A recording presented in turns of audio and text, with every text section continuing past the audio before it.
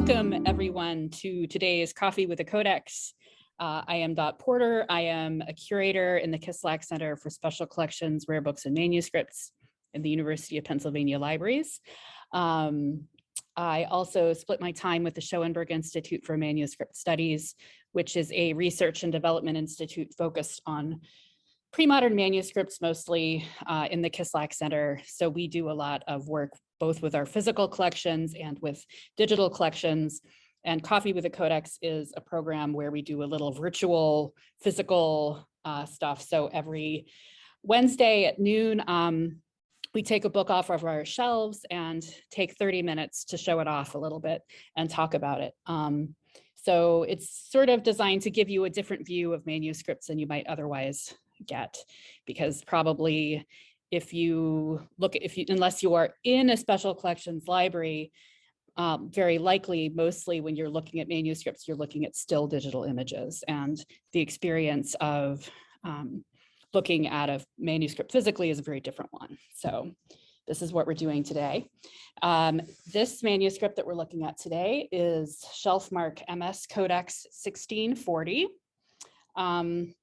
So that means that it's the 1640th manuscript. I'm not actually sure if that's true in our manuscript collection, but it's up there. So it's a pretty recent acquisition. We purchased this in, what year was it? In 1614. We did not purchase it in 1614. We purchased it in 2013, sorry, from Liber Antiquus, so a rare book dealer in Washington, D.C. They had purchased it in Sotheby's in 2013, earlier in 2013. It was formerly in the Burton Library of the Barons Monson. So there is, yes, here we go, Burton Library thing there. And we don't really know where it was aside from that before that. The manuscript itself is actually, I'm going to take a quick moment because I realized I didn't put in the links again. So I'm sticking the links here in the chat. So there's a link to the record and several other things as well that you can take your time with. One note that the record, usually if you click on the record, you can see links to the digital copies. If you weren't here, just as we were getting started, Amy and I were talking about the fact that this one was not digitized, hasn't been digitized, and you'll actually see why as we get started. So this is a early 14th century copy of a text called the Manipulus florum. The Manipulus florum is a pretty interesting text, actually, and we'll take a closer look at it.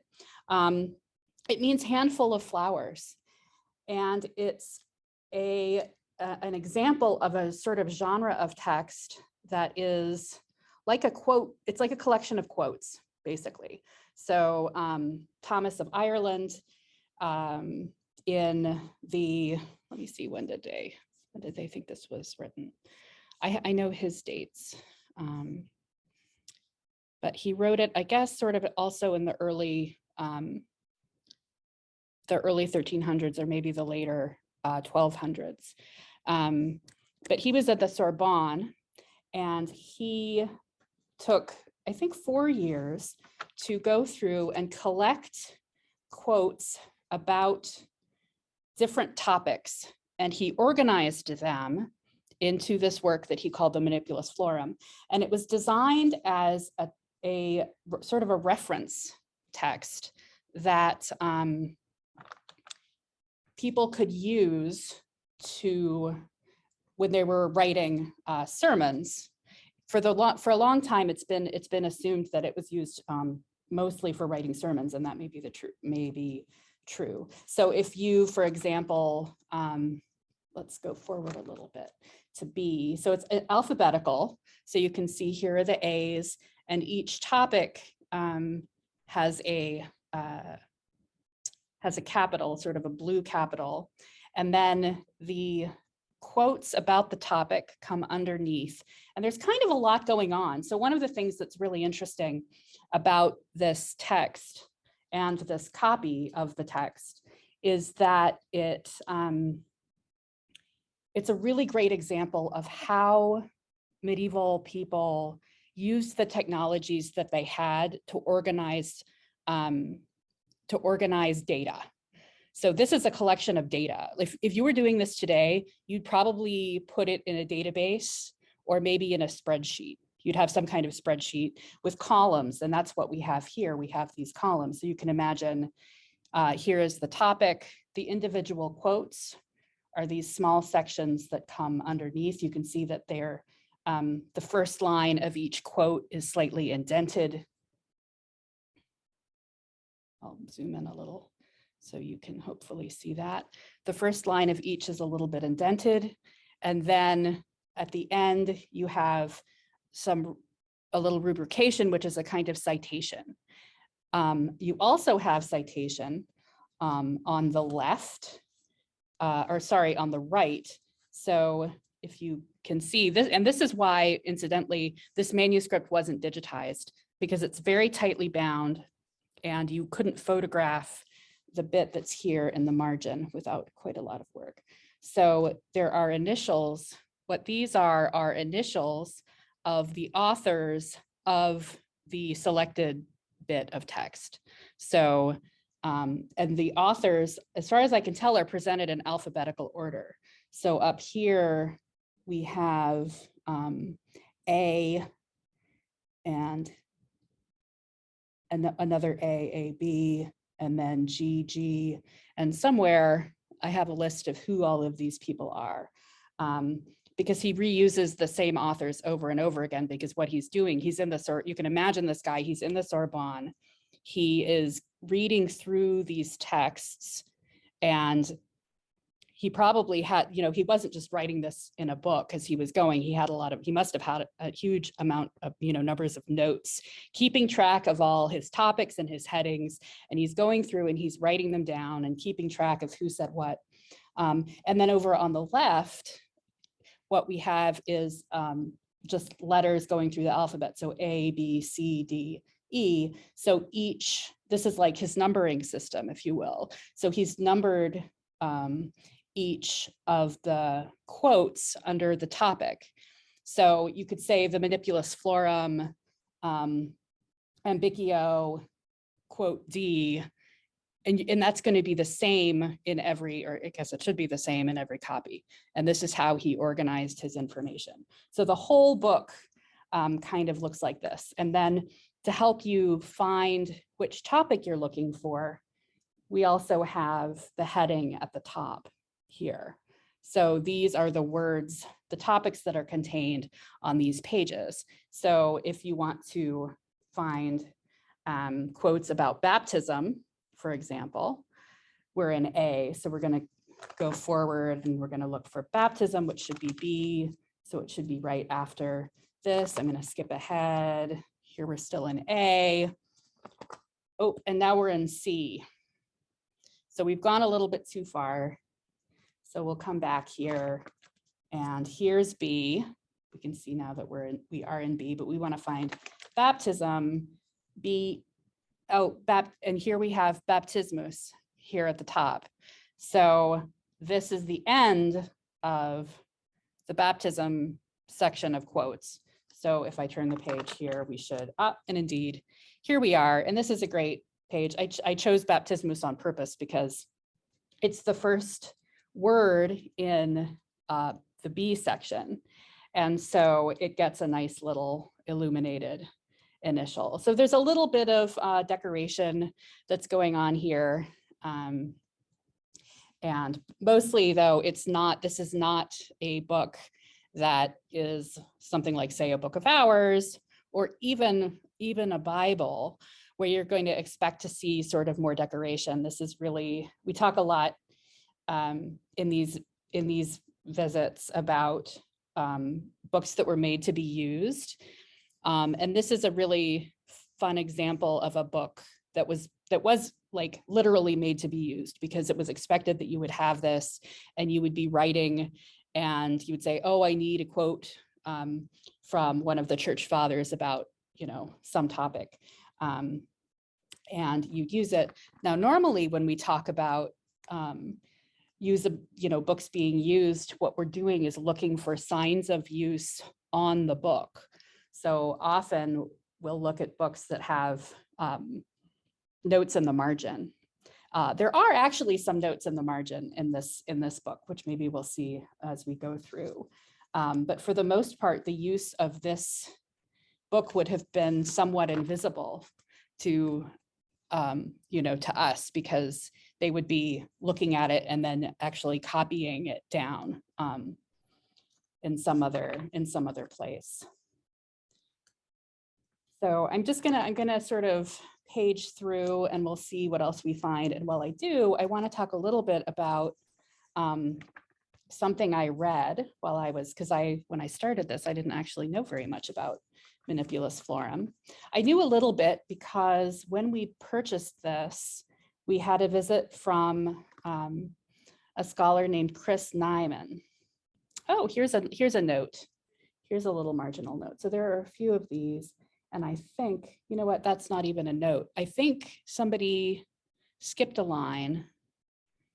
Yeah, Amy's nodding, so I know that I'm right. So this is fun. You see this sometimes. What has happened here, if you can tell, this writing is the same hand as the main text.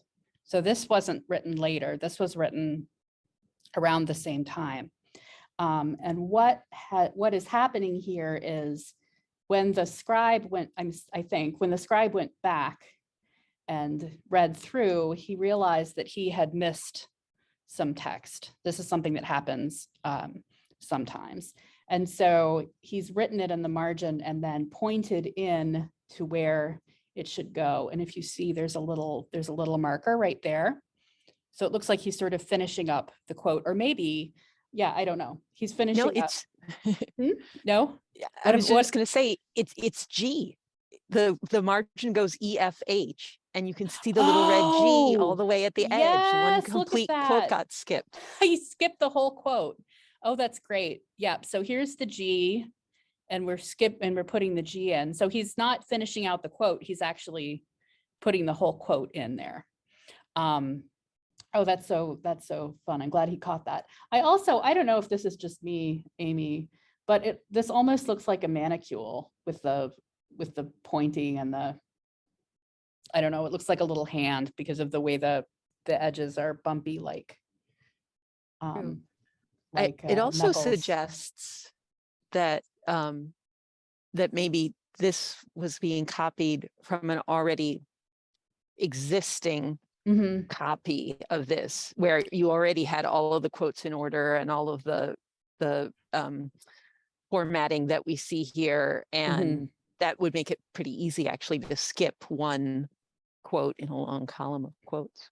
Yeah, and actually that reminds me, I think you're right. I think that it was probably copied from a complete copy. This is an indication of that. But another thing that I wanted to say is that this is actually a pretty early copy, I think, of this text.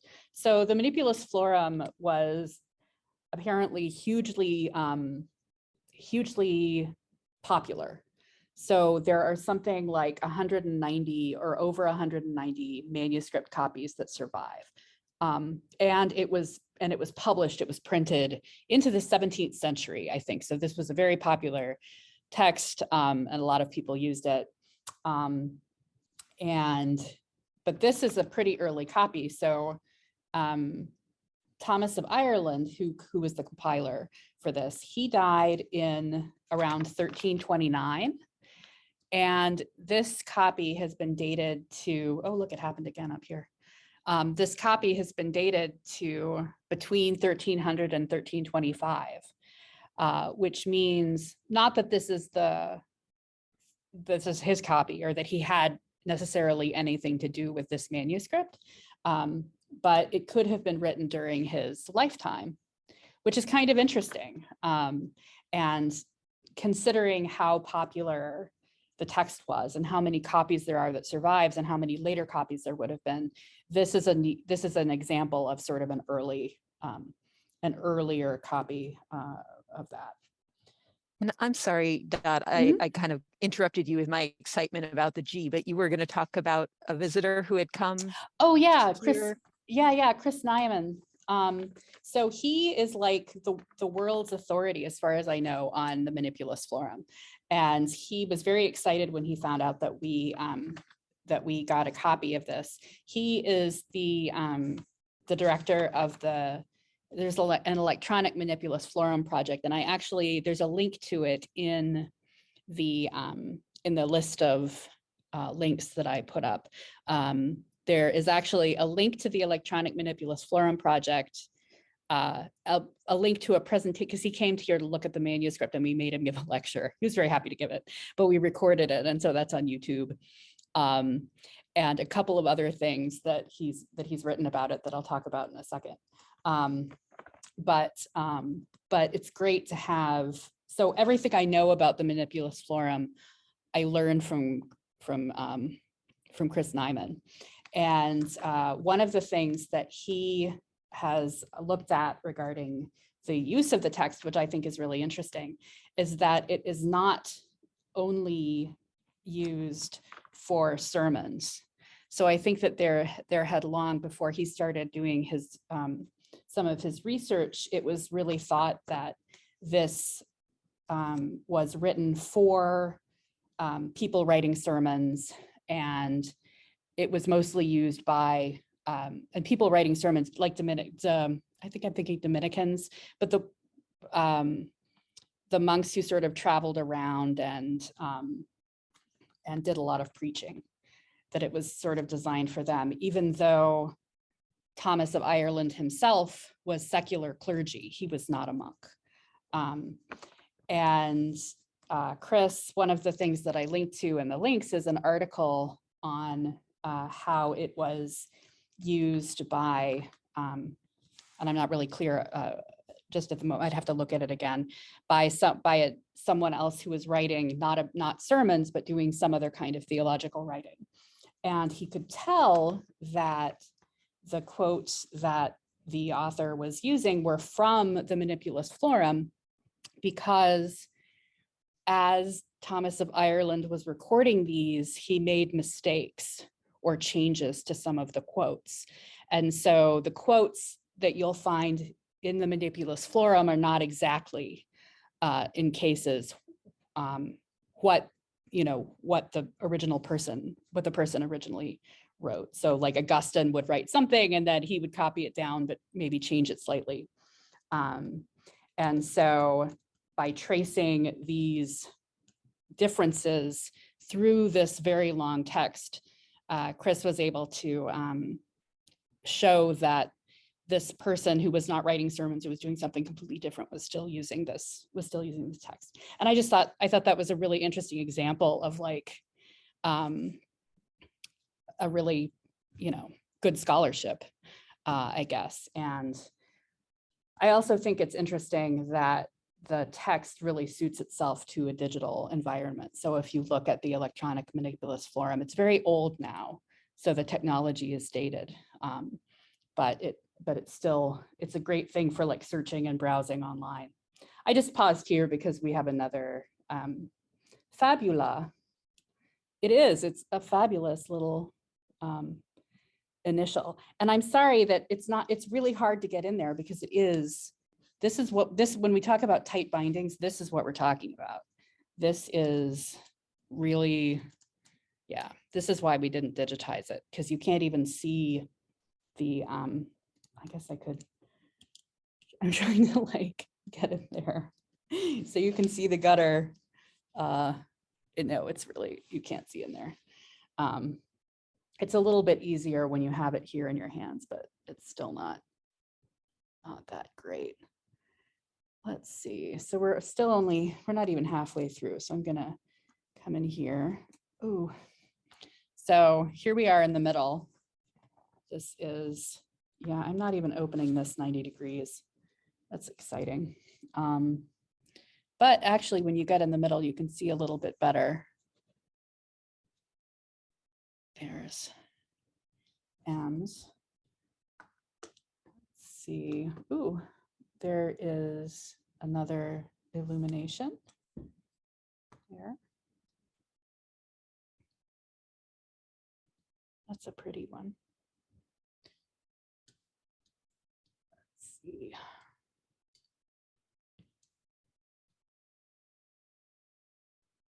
Most of the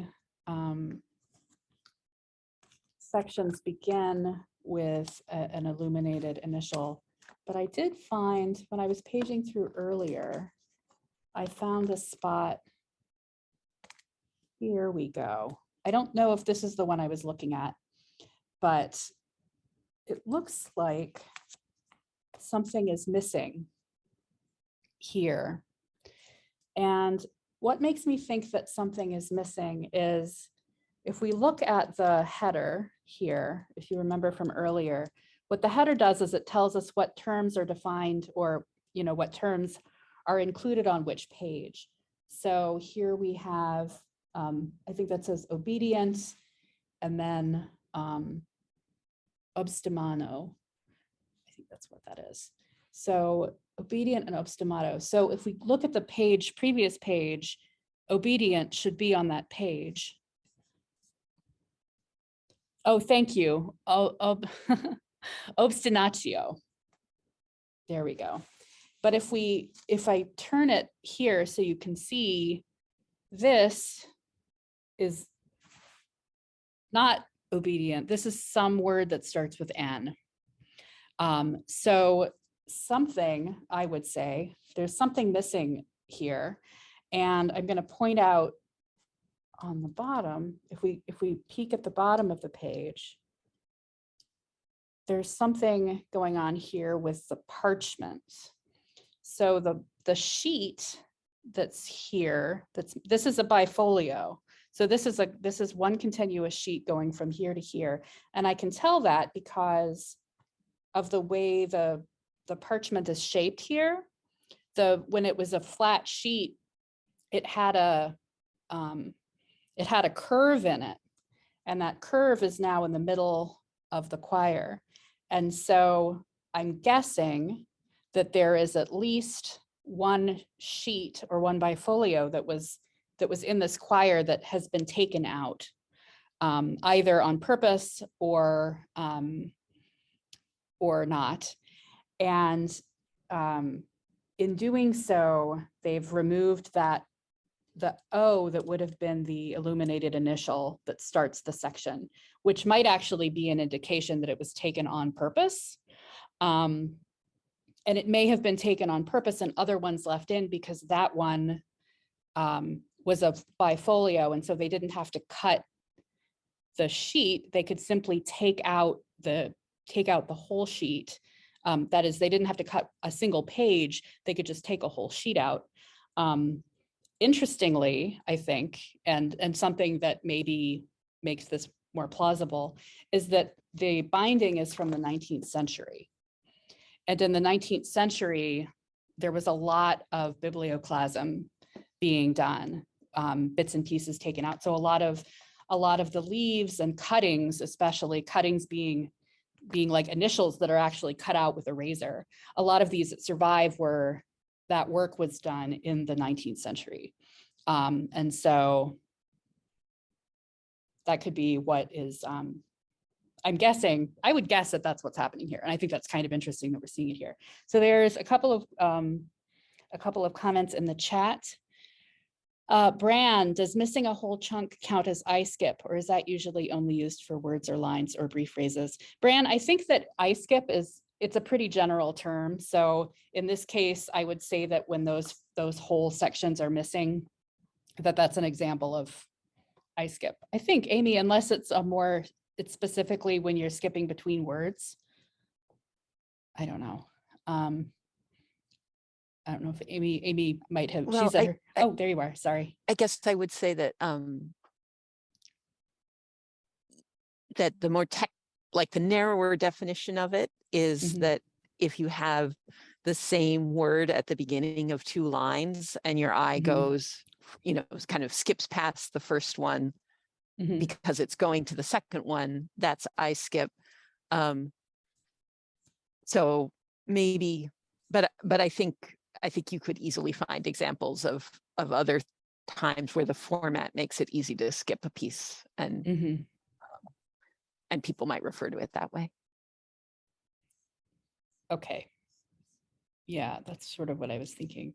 Oh, and Peter very helpfully took a look at Nyman's edition and found there's natura, negligentia, nobilitas, a nocturnum between novitias and obesentia, which is what we were, I'm totally messing up this pronunciation, which is what we were missing. At least 39 quotes, plus more, which could very easily, 39 quotes could fit on one sheet, depending on the length, or maybe two. So we're talking about one or two sheets being taken out here. Thank you, Peter. Okay, Yin Lu asks, is there any kind of list of sources are key to the author abbreviations? So we'll take a look at that. So at the start, there's nothing, but this is incomplete. There's stuff that's missing from the front because we start right in the middle of, we actually start at I think that's AB. So the way that the author did it is he would go through the alphabet, and then if there were more quotes than he was using letters, he would start doing A, B, A, C, you know, A, B, A, C. So we're starting in the middle. So there's maybe a quire. Actually, we're on, I can see down at the bottom, this manuscript has what are called signature marks, where the leaves in the quire are actually numbered here. So this is a 3. So there's 2 leaves missing in this quire ahead of this one, and maybe there's even more of a quire missing. So there could have been something at the beginning that is now lost, and we don't know. However, if we go to the back, there are a few interesting things happening here in the back, and I think this is where we'll probably end because it looks like we're running out of time. Here, by the way, more examples of parts that were added as the scribe was working. Come to the back. Now, this is not,